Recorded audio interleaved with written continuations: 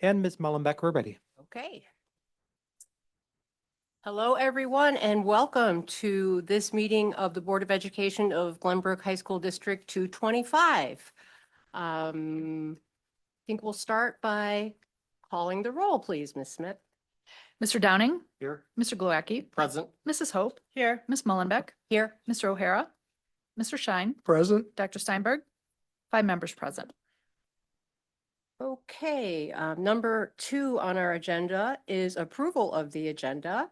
Let's see, can I have a motion, please? I moved. We approve the agenda. Second.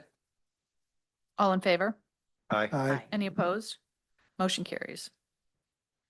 Okay, moving right along. That takes us to our board and superintendent reports, and we will actually start with the superintendent report. And I have. Thanks. Are we like competing against each other? It's hard to see. I had a great opportunity today, something that was really meaningful to me, to be able to visit a status update on our new transition center or new transition services site, which is in downtown Northbrook. It's hard to see in this particular picture because the lighting isn't completely wired in yet, but we have a lovely brushed aluminum sign as part of the entry into transition services at our site there in downtown Northbrook. It is something that I think we're all going to be very proud of, and I can't wait for you to see it at the ribbon cutting later this summer. Progress has been extraordinary. This week, we will receive our appliances, and by the end of the week, our office furniture will be arriving. We still have some minor patching, painting, and countertops and door work to be done, but we are on schedule. In fact, the signs were going up on the rooms today. I've got just 3 slides to show with you aside from the first one. Is it that one there? Aside from the sign, I apologize for the formatting here, but the picture on the left is the kitchen area where we'll have a washer, dryer, a range, refrigerator, dishwasher, so students can learn life skills in a ginormous kitchen. It's a great teaching space for those students. On the right, also kind of hard to see because the overexposure, because it's such a sunny day, is that we have nursing services available for those students too. As we know, a number of those students have health issues that need careful watch, and we'll have services available to help those students. And again, all we are missing at this point for these rooms are the countertops. And of course, like I said, the appliances start rolling in tomorrow.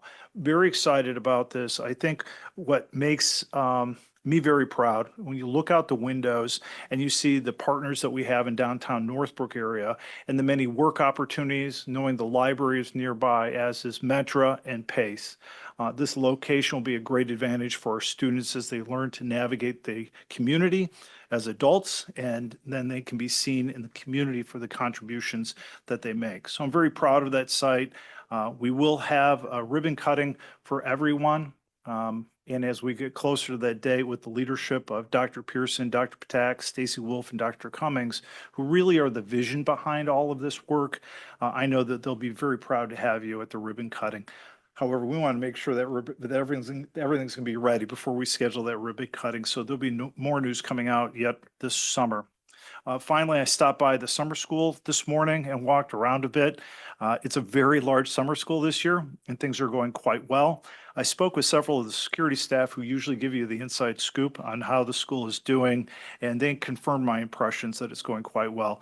As one staff member indicated, the students are pretty chill this year, so I think that's a pretty good thing. We can all be grateful for that as we wrap up the first semester of summer school. The principals are not giving an update today. We're giving them a break so we can proceed with our meeting. Thank you. Okay. Well, that brings us to a very exciting item on our agenda, and that is the celebration and recognition of our superintendent, Dr. Charles Johns. As many of you know, Dr. Johns, this will be his last meeting as our superintendent. He'll be transitioning into the role of superintendent emeritus. So we did want to take a moment to reflect on everything that he has achieved in his role here, what he's done for the district. And we have a number of different people who would like to take the floor, but I think we'll start with any board members who would like to share any thoughts or comments or reflections. Mr. Glowacki? Happy to. Dr. Johns, There've been a number of hours, days, years that we've spent together. It just, and the issues that have come across our desk. The sincerity, the genuine interest of the students has always been at top of mind for you when we went through all that. And I truly appreciate working with you through all those issues. I mean, hearing what you've gone through in this short time frame with our district alone, and then your impressive career prior to joining us is remarkable. And so we're fortunate that we had you for this period, fortunate for everything that you've built and the foundation that's created for the next chapter for the district. So I truly, again, wish you the best in the next chapter for you and look forward to hearing about it. Mr. Downing? As a newbie, because I'm just finished up month 2. It's hard for me to comment. So, but I did notice 2 professional things, and I noticed 2 personal things I'd like to share. One, the modernizing of the classrooms. We were in the finance meeting earlier, and if you care to listen to it, RJ was talking about how wonderful he put our classrooms up with anybody. That's approximately 200 you changed, and that's changing and improving the lives of our students, our staff, our administrators, everybody. And the transitions, we just saw that transition, just outstanding. On a personal note, it was great to see you at wrestling meets. He came to a lot of the Glenbrook Cellar wrestling meets, which was great. And then the last piece would be, I wasn't on the board, but I certainly was a parent. And the calming hand when you took over at a very difficult storm of COVID was refreshing, and you did it with grace. So good luck and thank you. Mr. Shine? Charles. Charles has served the district through a number of critical, just give me a second, serves as superintendent beginning in 2019-20 school year. And with that, we moved into the incredibly demanding and difficult situation of COVID. Charles guided the district through a number of critical initiatives while also guiding us through the challenges posed by COVID. We had to keep moving, keep teaching, keep learning, keep building, all while dealing with COVID, something that's completely unprecedented. No executive in our country, or maybe in the world, has had to deal with a problem like that. It is not the kind of thing you learned in the manual. And we are grateful for your leadership during those turbulent times. There are a number of long-term benefits that the district will feel for many years as a result of Dr. Charles' vision and leadership. And I'd like to just highlight a few of my favorite things that come to mind. Are an operational strategic plan, a living document that we still use on an ongoing basis to set goals and measure our progress. I think this is so important because most of those plans get written and they get put on a shelf. New people come in and out, but for us, we look at it constantly. Are we spending our time and resources in alignment with the strategic plan, even to the point where we are pulling out the tagging and identifiers in the plan and putting them on our annual goals and tasks? And I think that is, if at a high level, a really, really important success. During your interviews, I recall that you spoke of the importance of building, of team building and nurturing staff so that they are prepared for the next steps in their careers. And as I look around this table at our new team, team members who have been here for a long time, I feel that you really embodied and lived that talk of team building. Many of our folks sitting around this table weren't here at the management or leadership level. They were within the district, but with your guidance and help, we have more strength than we have ever had in our administrative team. And I think that will really help carry us forward. Classroom of the future, just love it. I mean, I'm a facilities guy. I love it. I'm glad that it has been well received. And it's not just the result, it is the process that got us there. Because we went through multiple steps, Mr. Bretag, of iterations And we had board members saying, no, we don't want that, we want this. We had staff saying too high, too low, too red, too blue, whatever. And this administrative team, with your leadership, calmly went through all of that and got us to this point where staff is pleased with it, students, parents who walk in, it's inviting, and it creates just this positive environment. So we thank you for that. Next would be a clear focus on security. And that required, I can still remember bringing the consultant in because we thought we were doing an okay job until we read the report. And it's like, we actually were doing okay, but we weren't doing nearly enough. And you came back to us and said, we need to have somebody like Joel Reyes. We need to have people in the hallways. We need physical security. And we're not going to do it in 1 year. This is a 2, 3, 4 year, up to the point of, I think, replacing what, 100 doors, 50 doors, whatever it was. So the most mundane thing, a door. We all look at a door, whatever, right? It's a door until you have to go put 50 of them in and look at the time and expense. And that was another really key piece. Something that we had mentioned earlier, and I'm almost done, was the unified course guide. That aligned north and south. And this is something that we talked about going way back. And how did it get this way? How do we support staff and honor their differences and the differences in the schools? Yet at the end of the day, we found that we were sort of offering similar things with different names or descriptions, but we're really the same. And why was that? And the cost. Now, through all those efforts that you and put the team through, that's something that is now in the past. And I just really thank you because that has an impact. Every time the student goes to register, it's clear. It is clear for the student. It is clear for the families. So thank you.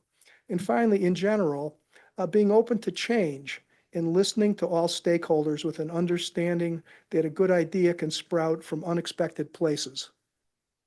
So it's been an honor to work with you as our superintendent. Thank you. Ms. Hope? Well, I'll also be a little briefer as the newbie, having not had the chance to work with you for that long, but as a community member and a parent of a student who is about to start in 225, a deep and sincere thank you. I've learned just over the last few months what you have put in place to set us up as a community and as a board for success. And just thank you so much. And I think Dr. Gravel would like to make a statement on behalf of the administration writ large. Surprise. So when Dr. Johns first came to the Board of Education, the day he was announced, I noticed that he prepared his remarks to make sure he got everything. And so, Charles, to make sure I get everything, I have actually scripted what I'm going to say, which, as many of you know, is not my normal process. So tonight we gather to recognize and celebrate you, Charles, who will soon retire from his role as Superintendent of Schools for Glenbrook High School District and transition to the role of Superintendent Emeritus for the 26-27 school year. With nearly 40 years of dedicated service to public education, Charles has profoundly impacted countless lives, shaping students, educators, administrators, and communities through your unwavering commitment and thoughtful leadership. Charles joined the Glenbrook community in July 2019, stepping into a role unaware of the few challenges that the upcoming years would bring. Your leadership was immediately evident during our initial administrative gathering, where you led a session to help us understand ourselves and each other through the DISC framework. Interesting concept. On that day, I learned firsthand Charles's leadership style, one defined by action, decisiveness, and results. Meanwhile, my own approach was guided by enthusiasm and connection. These differences rather than posing a challenge, truly have enriched our partnership, allowing us to complement one another in service to our students. When our district navigated the unexpected arrival of the pandemic, your steadfast reliance on data-driven decisions, remember data? It's good times, provided clarity during uncertainty. You ensured our district not only complied with the ever-changing guidelines, but also prioritized student and staff well-being. And later, as Mr. Shine mentioned, we embarked on developing our first strategic plan in over a decade. And you championed an approach that balanced inclusivity of voice with actionable outcomes, laying a strong foundation for the next 4 years for ongoing growth and measurable success. Your influence extends far beyond the professional realm as well. I'm personally grateful for your mentorship, always provided with an open door, compassionate ear, and thoughtful encouragement. You regularly reminded me of the importance of balancing professional commitments with my own personal well-being and family time, advice I deeply appreciate and often fail to implement. And my colleagues share similar sentiments. Carol Smith describes Charles, that's you, as a trusted thought partner who listens deeply, considers diverse perspective, and thoughtfully guides our decisions as a district. She's valued your ability to enrich discussions through your extensive reading and insightful storytelling, using humor and heart to remind us of our core values.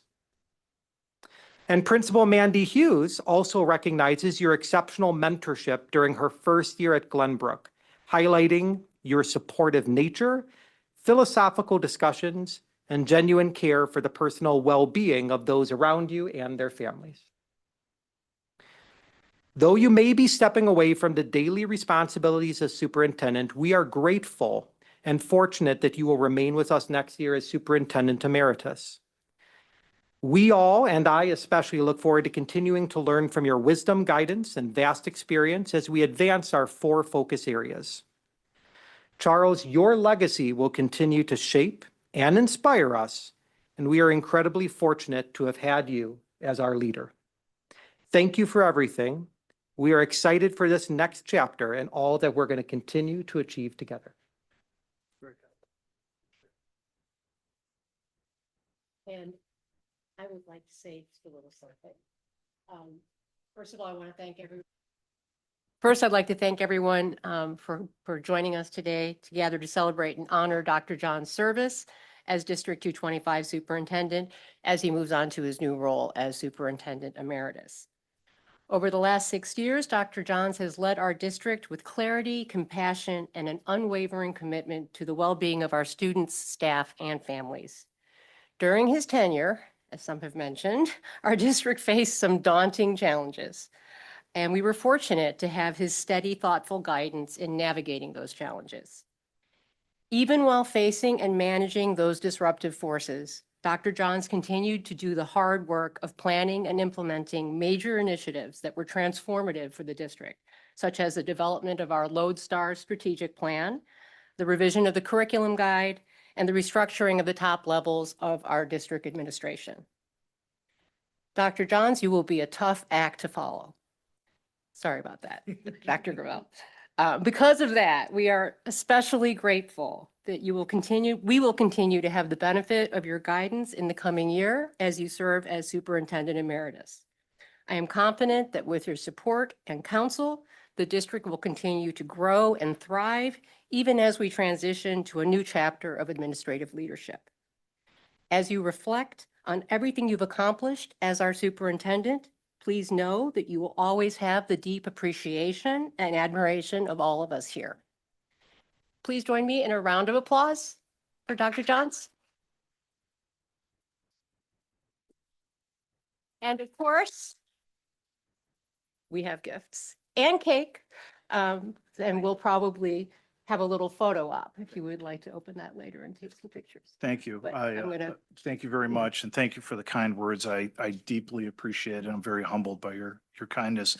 When I thought of this time of transition frankly, I had envisioned all of a sudden RJ being in the seat at the first meeting in July and me being at the end of the table, and that was it. This is much nicer. I appreciate this. Your kindness and kind words mean a great deal to me. I also want to thank former board president Bruce Doughty for being here, along with former board member Michelle Seguin and Joel Taub, who's with us today. It's really meaningful to me that you're all here. I appreciate it deeply. As I was thinking to myself as I came down the stairs, as my career has advanced, I've become less and less verbose, which I know is hard for those who hear all my stories to believe. But I notice that I say less and less, so I'm going to make up for it all tonight. As I prepare to step away from this role, I want to take a moment to reflect and more importantly, say thank you to all of you. Serving as superintendent of this district over the past years has been an extraordinary honor to me. The work has been demanding, the stakes have been high, and I am grateful that I've done so with the support of an amazing board, leadership team, and outstanding staff. And I also want to thank those who led before me, because I stand on the shoulders of giants. Having such a long series of truly outstanding leaders in this district made my job much easier, and it is amazing what they accomplished too. Sitting in these board meetings over the years, I could not help but be amazed by our students. While the accomplishments that we celebrate are numerous and significant, it's valuable to know that our students excel in the little things too. I'm regularly flabbergasted by the insightful, compassionate, sophisticated conversations that I've had with so many of our students. I felt this way when I met students in my interviews in 2019, and since then, I've only come to know it as our norm. I know that there are a lot of people who have played a role in cultivating these skills, and we can be proud of the students for whom we have joined together to help grow, achieve, and thrive. We are fortunate to have a staff that brings both skill and heart to their work. I've watched them express expertise in teaching, passion for their content and responsibilities, and inspiration as they engage with their students.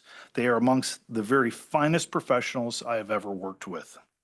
Our parents and community members have played a crucial role. Their support has not just been appreciated, but it's been essential.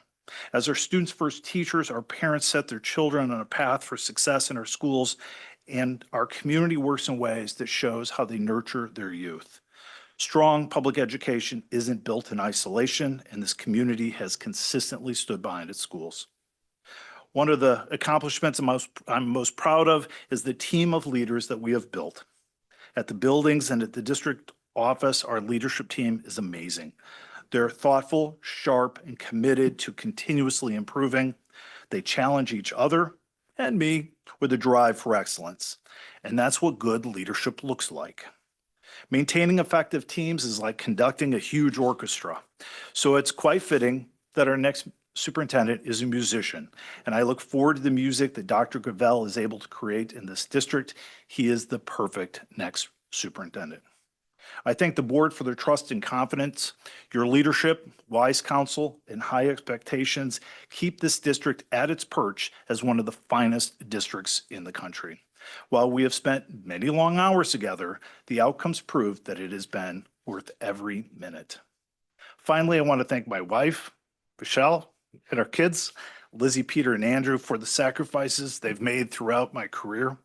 Michelle and I started in our careers in education together in graduate school more than a few years ago.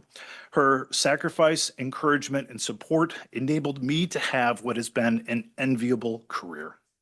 Very often, my time, energy, and attention were at the school or the district in which I worked. Many times, our family needs and desires had to be set aside as I addressed matters at work or built my career. While our family has always been understanding and supportive and proud of my role in this district, I know that they paid a price, and I am grateful for their resilience and grace. The work of all these contributors has been united in one goal: to give students the very best education that we can. Not a slogan, not a mission statement on a wall, actual decisions, investments, and practices that reflect that focus. And I believe we've done so with integrity and fortitude. When I look back on what we've accomplished, I'm amazed by how much has changed and how much stronger the district is because of it. We've made strong decisions, difficult decisions, and had honest conversations. and we've kept students at the center. In my remaining time, I will stay focused on what the work demands, supporting a smooth transition, advancing several major projects, and continuing to strengthen the organization in ways that meet the evolving needs of our staff and students. Thank you for the trust you've placed in me. I leave this role proud of the work that we've done together. Thank you.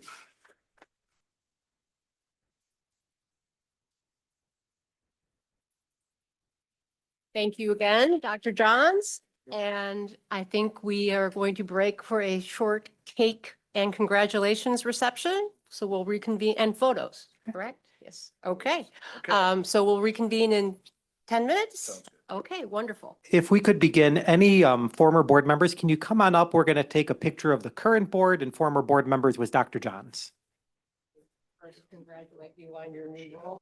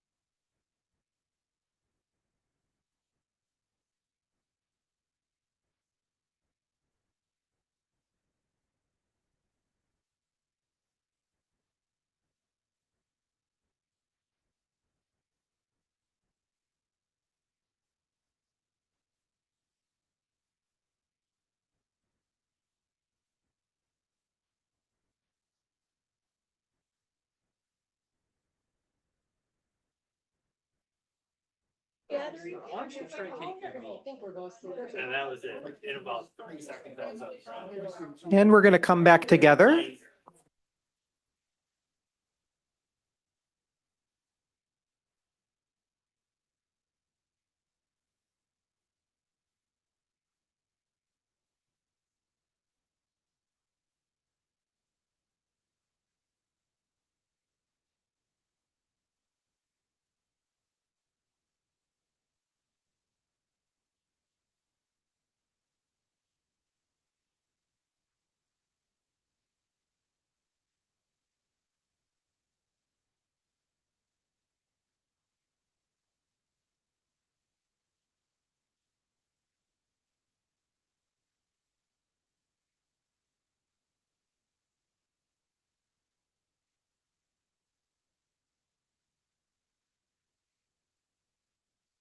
And Ms. Mellenbeck, we are ready.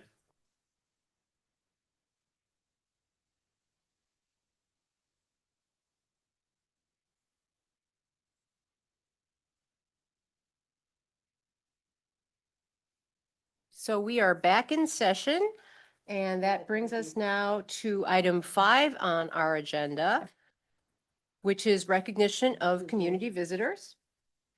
This public comment period is an up to 30-minute period for public participation. Each individual may speak to the board for up to 2 minutes. We ask but do not require that each speaker state their name, address, and relationship to the district to facilitate follow-up if needed. All speakers are expected to conduct themselves with respect and civility towards others. Please note that this is a business meeting of the board that is held in public, not a forum. All comments should be addressed to the board and should concern board business. The board receives public comments as a source of information and considers them in making decisions and in the establishment of policies. It is our practice to take no action on any items, nor to discuss any items members of the public have raised until the board has had time to gather information and then objectively discuss available options. However, during the meeting, the board, at its discretion, may choose to address an issue or correct any misinformation raised during public comment. While the board does not control the topics brought to its attention or the substance of the public comment, speakers are reminded that their comments are not automatically protected by any immunity or other legal protection. And we have 2 speakers tonight. The first is Hayden Levin. Hayden, if you just want to hit the button on the microphone, forgive me. Thank you, sir. Cool. Hello, board. My name's Hayden Levin, and I'm a Northbrook community member. I was ashamed to have to bring it upon myself to dig up all the anti-Semitic behavior from Glenbrook North, and nothing was done about it after meetings with the administration. Thus, on May 2nd, I filed a uniform grievance. It has been 35 business days, and as per board policy 2-260, there should have been a written report within 30 days, and by today, Acting Superintendent Dr. Johns is required to make a decision mailed to me by first-class U.S. mail. This has not occurred, and an extension was never granted. Also, as per board policy 2-260 section D, the complainant and respondent should be notified on regular intervals of the status of the investigation. I have not received a single email or contact from my complaint manager at all since May 2nd. I emailed Dr. Johns on the 30th business day saying my complaint manager has failed to file a report, as well as multiple other violations of board policy. And the response I got was my complaint manager will contact me. It has been a calendar week since that response, and nothing has happened. So not only did I point out the uniform grievance process had not started, but nothing has been done to start the process, and no apology or reasoning for the error has occurred. I'm honestly dumbfounded. I filed a uniform grievance on administration not following board policy and not properly creating repercussions, only to then have board policy on grievances not followed. This makes me question the integrity of every policy at District 225, since not only have there been many violations of board policy without consequence, but when a complaint is made, the complaint isn't even handled according to board policy. If numerous violations of policy occur without consequence or proper action, what's the point of even having policies? I've personally pointed out 5 separate violations of board policy in the past year alone. Not a single repercussion has taken place. And the suggestions of how to handle the situations is to let faculty members who are responsible review the matter in following years. That's like having O.J. Simpson be his own judge in the future. As per my email to Dr. Johns, I'm requesting a new case manager, a meeting and/or hearing with the Board of Education, where was I? Weekly email updates on the status of my investigation. And if this is not resolved in a timely manner, I'll be invoking Section F of Board Policy 2-260. And also, though I have graduated, it's not stopping me from creating an equitable environment in my hometown community. Thank you. Thank you, Mr. Levin. Our second visitor is Jeff Levin.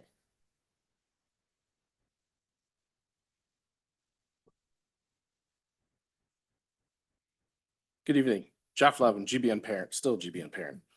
Hayden's completed a nice recap. I'm not sure if you are aware of what was occurring as there's new board members. With this process, we've tried to proceed with what was meant to help the district in how to navigate educational equality. However, at every pass, it appears that GBN and or the district either don't take this seriously or lack the desire to make change. Our only meeting with the assigned complaint manager was on April 30th. It was told to us by the complaint manager the following. 1, the complaint manager had no background information about the grievance. Why? Number 2, we were told the following at our meeting. We know what the report will say. Why don't we try and come up with a solution versus go through the grievance policy? This was discussed with you, the board, prior to our meeting, and we agreed upon it at our meeting. 3, it was discussed at all communications would pass through the complaint manager. This did not occur on the GBN side, and on 5-2, we were told, quote, the word did not get down to the building level, end quote. This is a 2-school district. What was the challenge of letting the school know? Number 4, on 5-2, we advised the complaint manager that we wanted to proceed with the formal grievance via email. 5, on 5-8, we were told by the complaint manager the following, quote, neither I nor this law firm represent or works for you. Our work will be done on our schedule as our time permits. You do not control if and when we do our work representing the district, end quote. There is a time frame allocated in the grievance process, which the district apparently doesn't want to follow. Why? The complaint manager is a lawyer who claims to represent the district as a client. This has proven to be a clear conflict of interest and bias, which is in direct conflict of Board Policy 2-260. Students have the right to privacy at school. Although Hayden was 18 at the time, we as parents still have an obligation to protect our children. There were incorrect statements made in multiple GBN correspondence about graduation. Hayden had emailed Ms. Hughes about one of the incorrect statements and was told it was an error caused by the SA office. However, Hayden's email with his information was forwarded to multiple GBN staff members about this communication error. As Hayden is afforded a sense of privacy, there was absolutely no need for his name or email to be included in the email sent by Ms. Hughes to the SA office advising of the error. We are requesting a formal meeting with the district board to review how the board would like to proceed with the grievance process. We'll wait for your availability and urge you to take this matter seriously. Thank you. Thank you, Mr. Levin.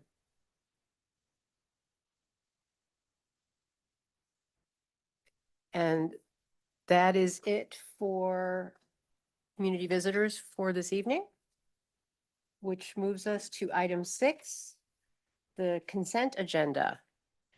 Dr. Johns, are there any changes to the consent agenda as that was circulated? There are no changes. Thank you. In that case, could I have a motion to approve the consent agenda? I move we approve the consent agenda. Seconded.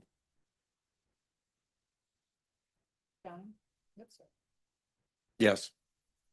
Mr. Glowacki, Yes. Mrs. Hope, Yes. Mr. Schein, Yes. Ms. Mullenbeck. Yes. Motion carries. Thank you, Ms. Smith. That takes us now to item 7 on our agenda, which is our action agenda. And we have, first, we're starting with a public hearing with respect to the 24-25 fiscal year amended budget. And this is coming back, I think, having been presented a month ago. Dr. Gravel is nodding, so I think this one is his. Yes, so we begin by opening the public hearing and inviting any member of the community to speak who would like to speak. Following that opportunity, Ms. Mullenbeck, if you would close the public hearing and take a roll call vote to close the public hearing.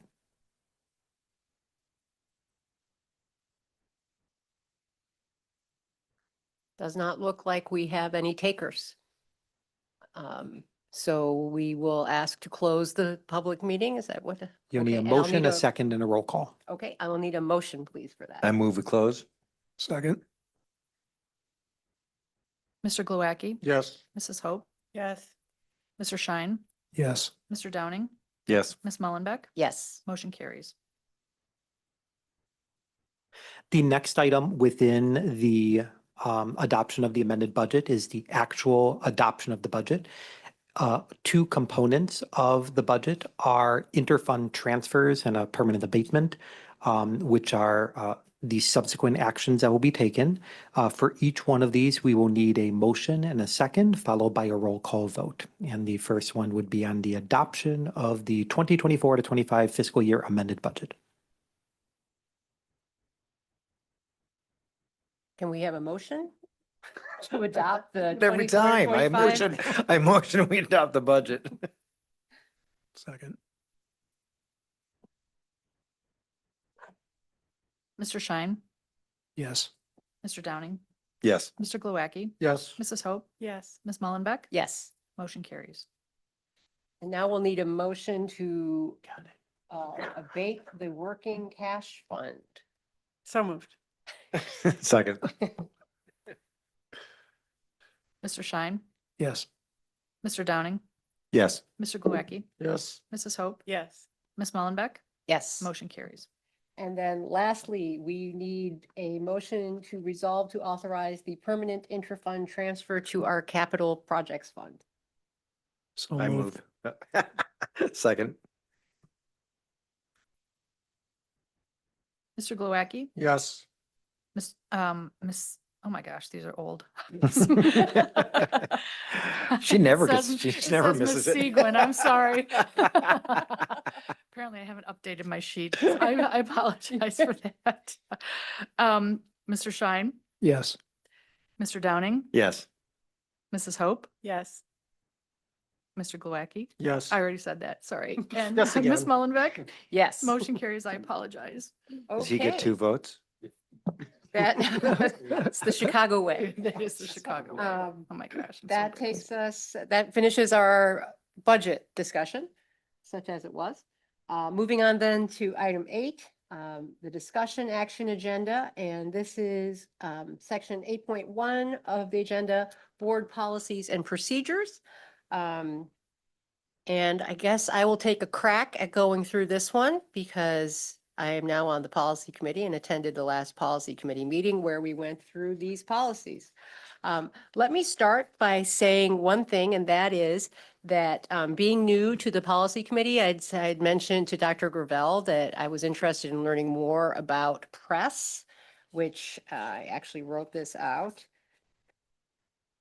Stands for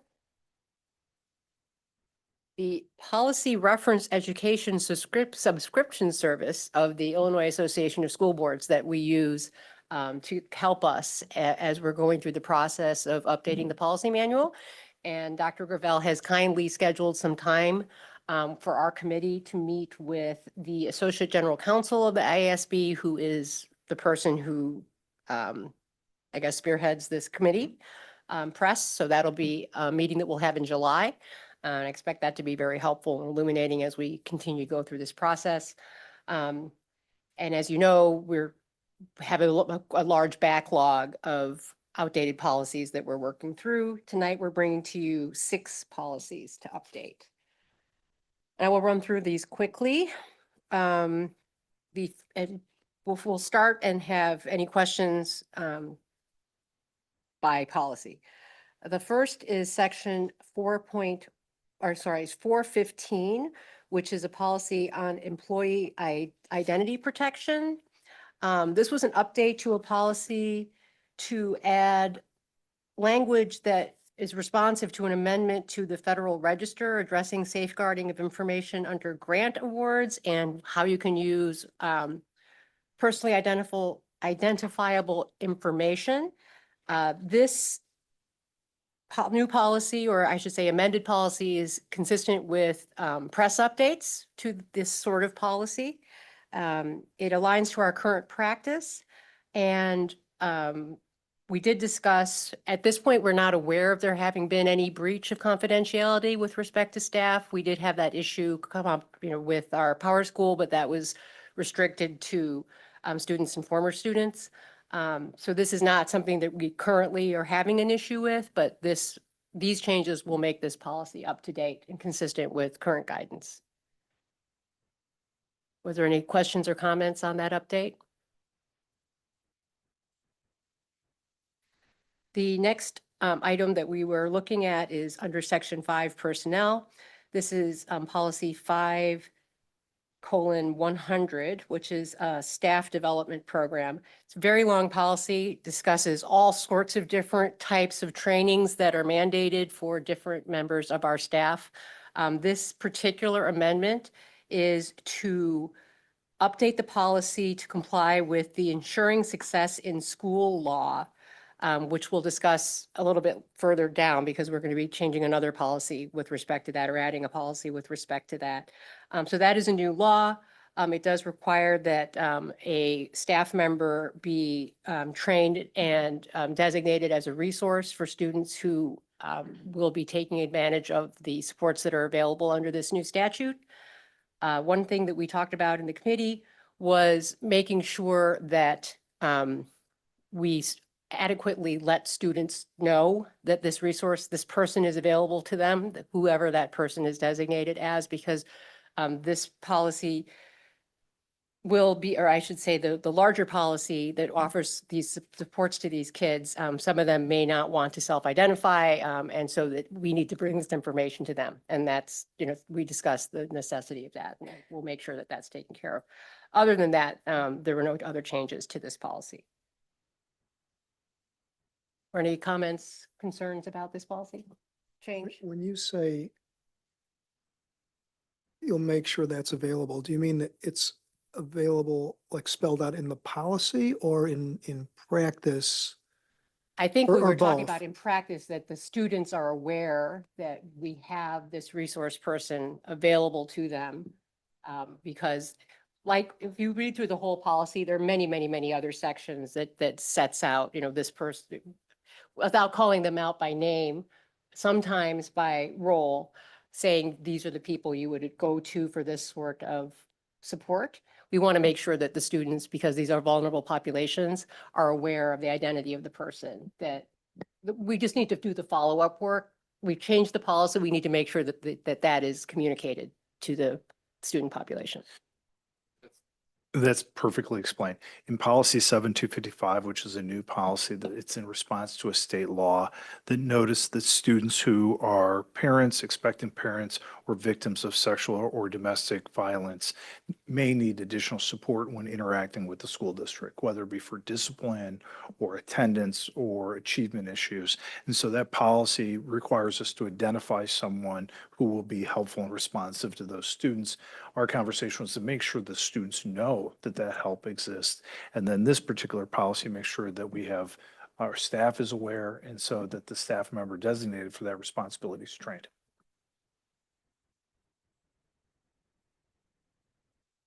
Any other comments? Okay, the next policy is also a personnel policy. This is in section 5, subsection 110, the policy on voluntary termination for teachers. I may need a little help from Dr. Gravel explaining the background on this one, but my understanding is that this policy is consistent with what we have agreed to, the district has agreed to with the GEA. What was the current language in the GEA contract did not conform with actual practice. It seemed to indicate that the board could change policy with respect to voluntary terminations. And this new language was crafted along with our counsel, Justin Petrarca, to indicate that that would not be done unilaterally, but in consultation with the GEA. And so this language has been approved by the GEA. You've covered that perfectly. I was paying attention during this meeting. I could offer more thought, but I mean, So this You is got it. not a press, this is a wholly Glenbrook thing. yes. So this is our own policy, but it's just to make it, to be aligned with actual practice. Question on page 1, under section C, the proposed language, is that and intentional, or is that to be an or between HMO and PPO? Because that would change the calculation if it's an and. It is supposed to be and. So we're taking the averages of everything. You take the average of the HMO and the PPO single premium amount, and that's what defines the value we deposit into an HRA. Okay, so regardless of what plan they were in and stuff, because previously you had a slash, so my understanding was it was based on the individual and what program they were in. Yeah, no, in order to establish a consistent baseline for all retirees, it's a blend. Anything else on this policy? Okay, then we are moving on now to section 6 of the policy manual instruction. We have two policies that we're looking at under section 6. The first is subsection 235, access to electronic networks. This is an update to try to deal with artificial intelligence. It is aligned with our current practice and also with press guidance. However, we did discuss how this is probably a moving target, and we will likely need to readdress this as technology changes. So we're basically putting down a marker on this one and see how it goes. And we will likely have to come back and tweak this as things that are not apparent to us now become apparent as this technology develops. But other than that, it's consistent with press and our current practice.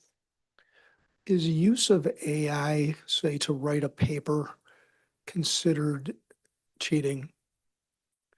So I'm going to suggest that we let Mr. Bretag, who is the one who led the effort, the collaborative effort from across the district to put together a position statement is probably the wrong term, but district guidelines and the collaboratively designed understanding of AI at the point of this past spring. So yes, it is considered cheating to blatantly take AI and say, write your paper.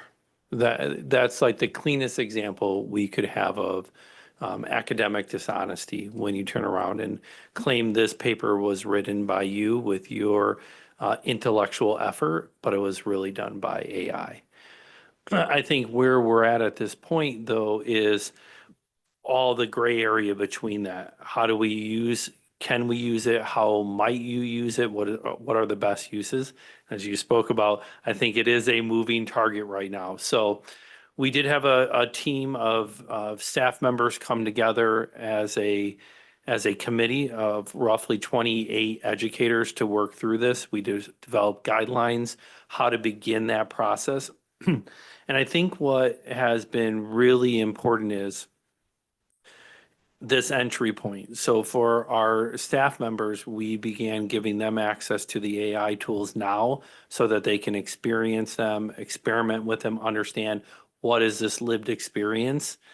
So they're about 3 months ahead in that process right now. And then next year, teachers have the option of being very clear to our students, whether it is a restricted use or a prohibited use. Prohibited would mean AI is prohibited in this classroom. You use your own intellectual ability, and it's a very clear outline to the students. Restricted would be you're allowed to use it with these clear parameters as established by the teacher. That will all be in their common syllabus at the start of the year, and teachers will go over that with their class. Would every teacher, say, teaching freshman regular English, have the same standard? Correct. That was an important piece to the from the committee, that we weren't pitting different classroom experiences against each other, staying common, and the ability to learn from each other. That we are moving at such a rapid pace with this, we society, that how do we leverage, this is where efficiency of a team can really become a hallmark of what we're trying to do there. Mm-hmm. Any other discussion on? Yeah, I had a question regarding section G, the unacceptable uses given in light of Mr. Bretag's comments and stuff. Was there any discussion in policy about amending that, or in press, not having the access to press? I don't see any references to just some of those practices that AI kind of makes a little easier for people to write something, but then AI tweaks it, being identified here. Was there any thought to having that included? So we felt that the actual policy itself is aligned with the work. And so what we did was simply make it clear in our working guidelines and what goes in our procedures within each class that you are still beholden to the acceptable use and our academic honesty or dishonesty. I may reference and suggest Oh. that maybe 16 be added with that reference to just close the loop and Close the loop. reinforce it back, that that we should be following our other standards. And then under section I, the new section, use of artificial intelligence. Was there any discussion during the committee regarding the ownership of, there are different forms of AI out there, and a lot of organizations are now wrestling with those that generative AI that own the data being collected, and in some cases, students maybe do, say a science, well, we'll pick on psychology class. I'm trying to think of a good example, but psychology class where they may be doing a study and capturing information from students that may be protected data, otherwise be private data, but they're not adhering to any policy that we have about the use of that private data. Some organizations will put a policy in place that you cannot be utilizing it with certain groups that may take that data and use it for something else. Correct. So we obviously have those, and I think that would be another place to close the loop. Our procedures definitely state that we are following our protocols in terms of data security, data privacy, and our legal requirements to do such. And that is also why right now we're status quo on any use of AI is already built into our systems, Google Gemini, and that's the direction we would be going because right now that's the safest place for us because we have that agreement. It's already built into our system. So then maybe I would suggest, if this is first read, Yep. okay, going back and adding a piece about those different types of AI solutions that they have to have certain rights in place that adhere to our district responsibility, our other district agreements and everything in our, Okay. thank so, you. Pete, just to make sure I understand then, so with respect to Section I. section G, Oh, sorry. right? Section G, you wanted to add a subsection 16. that 16. specifically references the Our- AI protocols. No, what Mr. Breetag referenced was our other policies regarding student discipline Okay, and all that. So we're just circling back that anything that we do here has to be in adherence with that as well. okay, and then a separate section. Under or sep- a section I, separate- No, in section I, expanding upon, giving a little more detail about the types of AI, including the types of data that might be collected and the uses, or? well, reinforcing that, from what I understand of our policies, that we do not allow to use any AI that Discloses. uses our data, and we do not have, we have an arrangement with them that protects that data. Okay. It would be in reference to FERPA and COPA compliance. Yeah, Yeah. that we okay. have. Okay, Because there's a number of them out there and, yeah. so we'll make correct. those adjustments then to policy 6235. Okay. That takes us then to policy 6431 on final evaluations. And this actually is it going to sunset the policy on final evaluations and instead have that be addressed in the parent and student handbook. The thought process there, we talked a little bit about this concept when we were talking about changes to the curriculum guide, is that we're having more and more, and also to the final exam schedule, that more and more of our classes don't have traditional final exams. There are other ways to do an end of term assessment rather than just writing an exam. You might have a project or a paper or something like that. So this really is more of an operational issue or implementation type issue. So it really lives more in the handbook, or should live more in the handbook than at the policy level. So that's the thought process behind sunsetting this provision or this particular policy. Any issues there? Can't be blinked finals anymore. And then lastly, this section 7255, as Dr. Johns explained, there is this new statute dealing with children and students who are parents or victims of domestic or sexual violence. So this is a new law. This policy is consistent with the new law, was drafted by press to be consistent with that.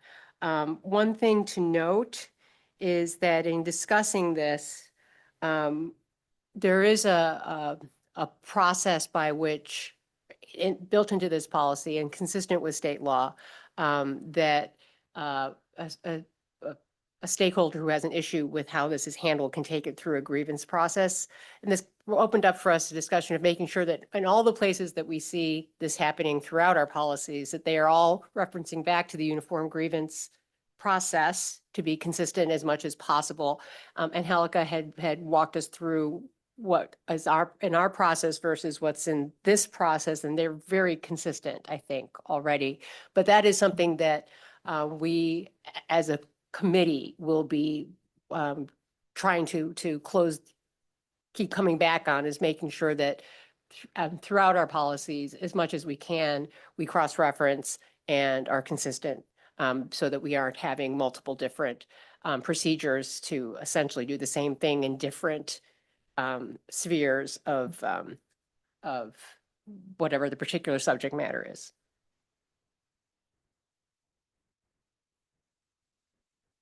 And I think that's all. So we'll make the modification language that Mr. Glowacki recommended, and we'll bring this back for consent at our next meeting. Excellent.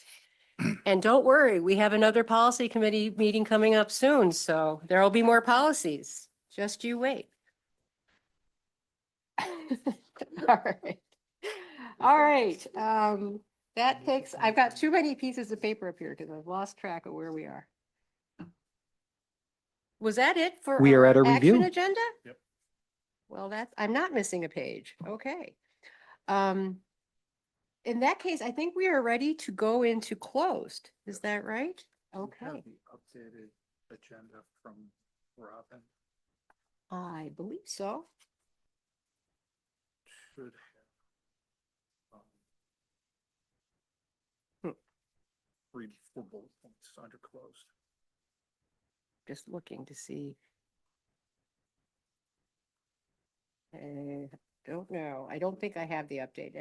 I do. I have my draft version that has the 4. I know what they are. Okay. Yeah. Okay. So where's my, this is what happens when I try to do too much. Okay, moving into closed. The board is permitted by law to consider the following matters in executive session: collective negotiations, the acquisition or sale of real property, pending court proceedings, appointment, employment, or dismissal of an employee, or testimony on a complaint against an employee, a student disciplinary case, information relating to individual students in special education programs, the appointment of a member to fill a vacancy on the board, sessions with an advisory committee to provide professional consultation which are held about matters of professional ethics or performance, and formal action on these and all other matters must be taken in public sessions. That is, and the sections of the Open Meeting Act that are relevant this evening are section 2C1, 5, and 11. Can I have a So moved. thank you. All in favor? Aye. Any Okay. opposed? Motion carries. Okay. And I would anticipate this will be a brief closed session, or a relatively brief closed session. If we want to go right into it, up to you. Yes, let's do it.